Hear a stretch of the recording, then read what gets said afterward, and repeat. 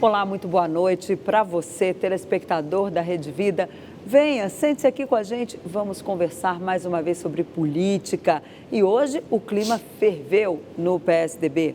O senador, ou melhor, o deputado Aécio Neves, disse que o presidente do partido, Bruno Araújo, está a serviço da candidatura de Rodrigo Garcia ao governo de São Paulo e não tem ali uma postura mais nacional em relação ao PSDB. A briga tucana está esquentando e para falar sobre esse e outros assuntos, hoje eu e José Maria Trindade recebemos o líder do PSDB no Senado, o senador Exalci Lucas, ele que é aqui do Distrito Federal. Senador, muito boa noite, obrigada por ter aceito o nosso convite, seja muito bem-vindo à Rede Vida. Eu que agradeço, a oportunidade de estar aqui novamente, muito bom, obrigado. E aqui à mesa conosco, José Maria Trindade. Zé Maria, o clima está quente na política, né? Fervendo. E hoje uma decisão aí que é um divisor de águas, tanto no mundo jurídico quanto no mundo político. O plenário do Supremo Tribunal Federal condenou o deputado Daniel Silveira, do PL do Rio de Janeiro, a 8 anos e 9 meses de prisão, regime inicialmente aberto. Não é só, também a perda do mandato parlamentar e dos direitos políticos e uma multa de R$212 mil, ou seja, não é pouca coisa. É claro que a partir de agora, a conclusão do Supremo vai para a Câmara dos Deputados. Tudo isso é política e um recado forte do Supremo Tribunal Federal de que não vai perdoar críticas, principalmente críticas fortes, como estava fazendo o deputado Daniel Silveira. A luta, a disputa. O deputado, aliás, o senador Exalci Lucas, é experiente, passou pelo executivo, aprendeu ali onde estão as dificuldades, os gargalos e foi para o legislativo. Subiu escadinha aqui. Ele foi deputado distrital. Deputado distrital aqui em Brasília é como se fosse vereador e deputado estadual juntos, que não tem Câmara de Vereador. Aí depois, 2 mandatos também na Câmara dos Deputados, ou seja, deputado federal, e agora é senador da República. Senador da República, líder do PSDB na Câmara e o presidente do PSDB aqui no Distrito Federal. Ou seja, será uma conversa boa com quem sabe sobre Brasil e sobre política. Senador, muito boa noite, obrigado por aceitar aqui o nosso convite para vir nessa mesa redonda ter essa conversa. Senador, como é que se ouviu esta decisão do plenário do Supremo? Não é todo dia que o Supremo determina a perda de um mandato parlamentar, É evidente que o Supremo julga a ação em função da Constituição, da lei. Agora, a cassação depende de autorização da Câmara. Nós já tivemos episódios também de decisão de prisão, deputados presos e que foram cumprir o seu mandato preso, ia todo dia para o plenário. Então, isso aí depende ainda Lógico que ele vai ser preso em função da decisão, mas a perda do mandato depende, evidentemente, da Câmara, Agora, essa prisão não é imediata, porque ainda vai ter ali uma dosimetria da pena, ainda tem todo esse processo aí que precisa ser definido no Supremo Tribunal Federal. O senhor acha que esse caso, ele vai moderar o bolsonarismo e também uma esquerda mais radical, que hoje, por exemplo, atacaram a Confederação Nacional de Agricultura aqui em Brasília, o prédio foi atacado, foi pichado. Enfim, o senhor acha que esses extremistas, eles agora vão ficar mais calmos? Eu acho assim, é muito ruim, esse radicalismo, tanto de esquerda quanto de direita, esse confronto, nós contra eles, é um negócio assim que não dá para entender. Eu fico questionando sempre, a gente fica falando em nomes e esquece de discutir o projeto, qual é a proposta de cada candidato para o país. Acho que o único projeto, o último planejamento que eu vi foi de JK. JK fez um plano de metas e cumpriu as metas. Porque é outro problema que nós temos hoje. Hoje nós temos redes sociais, não é mais. O pessoal prometia na campanha, daqui a 4 anos o cara já não lembrava mais. Mas hoje não, o cara filma, grava, mostra. Então é muito ruim na política quando você promete as coisas, as pessoas gravam, assinam o documento e não cumprem. Isso está sendo muito comum na política em especial aqui no Distrito O Federal. candidato do seu partido fez, Fernando Henrique Cardoso, lá atrás, em 94, ele fez um livro, Mãos à Obra Brasil, que saiu, ali tinha um plano de metas a cumprir, e muita coisa foi cumprida, né, senador?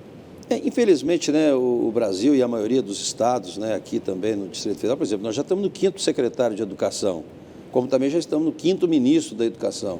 Aqui nós estamos no 7º secretário da Saúde, lá na Federal, a mesma coisa. Então, e um não conversa com o outro. A cultura não fala com o esporte não fala com a educação. Então, parece que tem vários governos, né? E aí tem o Poço Ipiranga, aqui também tem o Poço Ipiranga, que é o BRB. Então, é tudo mais ou menos... Senador, eu sei que o assunto do senhor principal é a educação, nós vamos voltar a esse assunto, mas eu queria insistir lá na decisão que eu achei um grande divisor de águas ali e um recado do Supremo de que não vai tolerar, né, agressões. Você acha que haverá repercussões? Eu acho que sim, né? O problema também é que grande parte dessas decisões do Supremo, elas são fruto exatamente de consulta do próprio Congresso. Quer dizer, toda coisa que a gente aprova no Congresso, alguém vai no Supremo questionar. Quer dizer, então isso acaba levando para o Supremo decisões que caberia ao Congresso Nacional. Então, você vê que tudo se recorre ao Supremo. Mas, de qualquer forma, é evidente que a Câmara vai ter que cumprir seu papel. Se houver possibilidade de votação do impeachment do ministro Alexandre no Senado? Existe, eu não vi ainda nenhuma iniciativa concreta dentro do Senado. Né? Qualquer sinal de que isso poderia, pelo menos, ser votado?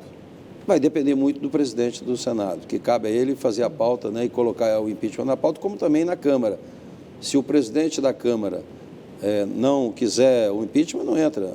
Você vê que tem 200 pedidos, mas não é colocado na pauta. Da mesma forma, no Senado, depende do presidente do Senado. Não vejo o clima de cassação nesse momento, ainda mais no período eleitoral. Né? Agora, existe realmente, de fato, um radicalismo, um excesso, né, de poder, vamos dizer assim, tanto, né, do Supremo, que eu acho que cada um tem o seu papel. Né? O senhor defende que seja colocado em votação? Eu assinei, primeiro, as 2 CPIs que foram colocadas, né, para que a CPI da toga, para você, de fato, apurar. Né? Porque essas coisas, você não analisa um impeachment sem antes de passar por um processo. Né? E a CPI é um instrumento muito importante do Congresso para ser usado de forma correta. Né? Eu, por exemplo, participei de todas as CPIs, até pela minha formação, né? Eu sou contador, sou auditor, até agora mesmo da CPI do Covid, que eu não era nem membro, eu fiz um relatório de 400 páginas, né, com relação ao Distrito Federal, que é onde eu tenho que estar atento, né, com relação a não só a defender o Estado, mas também defender os interesses, né, aqui do Distrito Federal. Então, acho que poderia, antes de qualquer impeachment, de qualquer posição, poderia ter uma CPI para verificar realmente né, o que está ocorrendo, né, por que está acontecendo. Né, muita coisa é fruto então, realmente você defende uma CPI para investigar essa relação? Eu acho que tem que ter uma apuração, porque o Senado ele tem competência, né, aliás, ele que admite, né, ele que faz a sabatina, ele que aprova os nomes indicados, afinal de contas, a indicação é do Executivo. Cabe a nós a sabatina. Chancelar ou não, né? Ou chancelar ou não. Mas não cabe deixar de votar, vamos dizer que, por exemplo, o André Mendonça ficou, sei lá, 6 meses sem entrar na pauta, que é um absurdo. Porque, na prática, a nossa obrigação é rejeitar ou aprovar. Mas não tinha que ter um prazo para essa votação? Deveria ter, também acho que sim, porque às vezes compromete, por exemplo. Você pega hoje o CNMP, o CNJ, né, ou muitas agências que tinha agora agência recentemente que só tinha um titular. Não tinha quórum, não tinha quórum para deliberação. Não, já passamos por uma situação assim, mas nas como agências acumulou demais, né, e troca de nomes, e aí falta porque essas votações são secretas, né, então tem que estar presente, não dá para fazer virtual. Em função da pandemia, muitos também, tem alguns senadores que não vieram ainda. Né. Mas agora, semana que vem, a Câmara, pelo menos, já retoma as sessões presenciais. O Senado também deve retomar. Tem a reunião do Congresso agora, na semana dia 26, que haveria um esforço concentrado, mas foi adiado para maio, início de maio, porque nós temos que votar os vetos. Tem um PLN importante também, tramitando, mas só vai votar depois de aprovar os vetos. Ontem mesmo foi suspensa a sessão tinha uma medida provisória trancando a pauta, então começa agora Né? Senador, o senhor teve experiências assim, no Legislativo muito fortes, muito interessantes, né? E eu não vi e não vejo ninguém bradando ali no Congresso, volta presencial total, quer dizer, parece que há uma certa acomodação com esse sistema. Né? Não tenha dúvida, né? Para o presidente da Câmara, do Senado, para os líderes partidários, né, eu digo assim, tem muito mais, de poder, fica mais fácil, né, de você aprovar as coisas, porque a maioria é virtual, muitas vezes não vai nem para a comissão, então é mais ágil. O presidente da casa, no caso, controla mais, né? O presidente da Câmara e do Senado controlam mais a pauta, O Senado, né, eu vou dizer para sessão. você, né, o Rodrigo tem praticado bem a democracia em termos de pauta. Então, nós temos reuniões toda quinta-feira para definir a pauta. Então, cada partido apresenta as prioridades e depois, entre as prioridades, ele faz a pauta. Para o senhor ter uma ideia, na Câmara dos Deputados, para os deputados, o ano ainda não começou, porque os presidentes e as comissões permanentes ainda não estão definidas, né? Para se ter uma ideia, né? Quer dizer, há um atraso total em virtude exatamente dessa situação. E também falta de acordo para a eleição dos presidentes das comissões permanentes. Porque houve muita troca de partido, né? Isso. Nesse momento agora de eleição.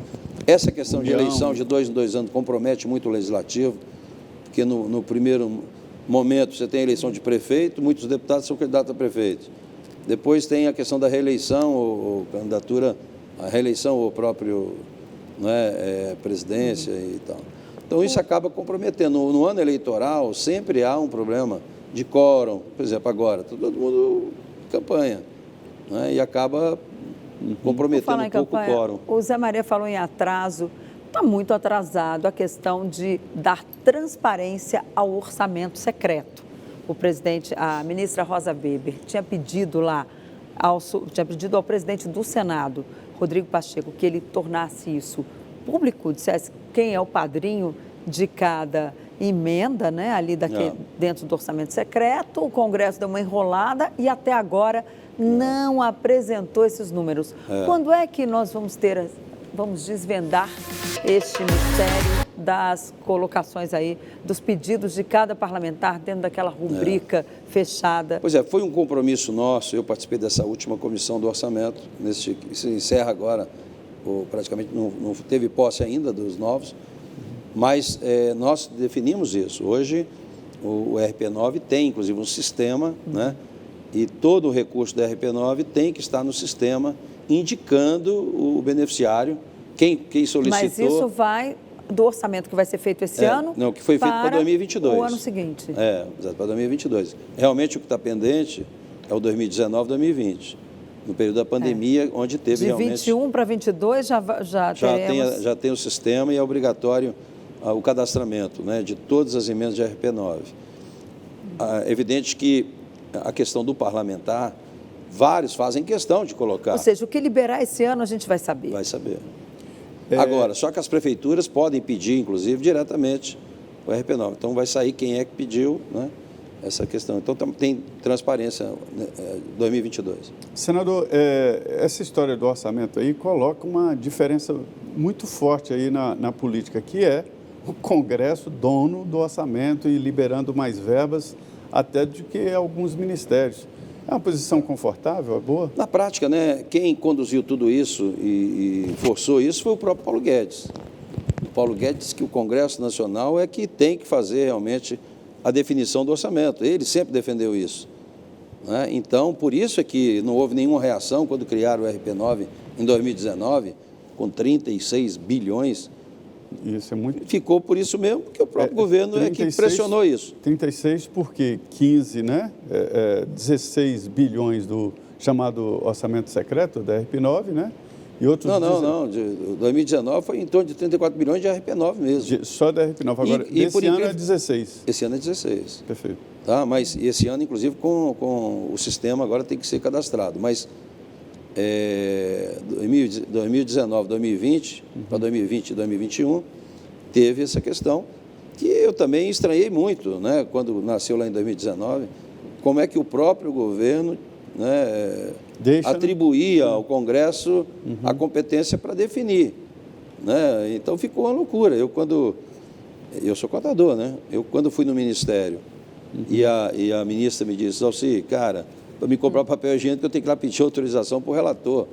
Pois é, E o relator já não era mais o relator, porque já tinha aprovado o orçamento. trocado. E ele ficou assinando. É o presidente da Câmara e o presidente do Senado, né, que manda nessa verba. Na prática, há né? um acordo, mas tem o relator, Ali dentro da evidentemente. comissão. É o pessoal da comissão de orçamento e os presidentes. Não, o relator, né? normalmente, ele é Relator. indicado pelo presidente, e óbvio que o presidente Agora, comanda senador, bastante isso. o senhor falou desse negócio de prefeito pedir lá a indicação da verba, pode pedir direto.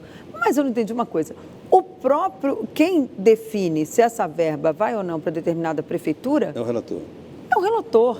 Então, na prática, o prefeito ali, se o deputado não quiser, Aparece ele só não o nome recebe a do verba. solicitante, exatamente. Mas por que não vai aparecer o nome do deputado que indicou? Não pode aparecer, porque, por exemplo, né, a grande parte dos deputados tem interesse de dizer que mandou o dinheiro foi ele. Há interesse dele. Agora, é óbvio, né, quando você bota o nome, tem que ver como é que está acontecendo na ponta, né? Porque quem executa é o executivo, mas quem indica é os deputados. Então, isso que tem que ter essa fiscalização na ponta, né? Porque, por exemplo, eu fui deputado distrital, fui deputado federal, aqui, por exemplo, na distrital, né? O cara indicava, né, uma emenda e já indicava também quem é que ia fazer a obra. Né? E acontece muito isso, né? Então você tem que fiscalizar. Né? Porque hoje é o seguinte, a eleição de federal depende muito dos prefeitos. O prefeito apoia quem? Aquele que ajudou com emendas. Agora, de fato, quem conhece a realidade dos municípios, né, são os parlamentares, porque ele é o representante da população. Tem ministro aqui que não conhece nada das cidades. Então, é o que eu digo, né? Eu aprendi isso. Governar é você eleger prioridade depois de ouvir a população. Quem sabe o que é melhor, né, para a cidade é quem está lá na ponta, é quem pega o ônibus, é quem está desempregado, que está passando dificuldade, ele que conhece. Então, dependendo das obras, né, a obra não enche barriga de ninguém. Né? É aqui, por exemplo, que está acontecendo no DF. Né? As pessoas estão largadas, abandonadas. Aqui está o seguinte, é difícil você conseguir uma consulta. Quando você consegue a consulta, você não consegue o exame. Quando você consegue o exame, você não consegue a cirurgia. E isso eu estou falando em gente com câncer, né? Com pessoas que estão com urgência, né, senador? Pois é, um assunto bom nessa conversa aqui com o senador Isalci Lucas, que é o líder do PSDB no Senado Federal. Nós vamos agora ao intervalo de 2 minutos e já voltamos.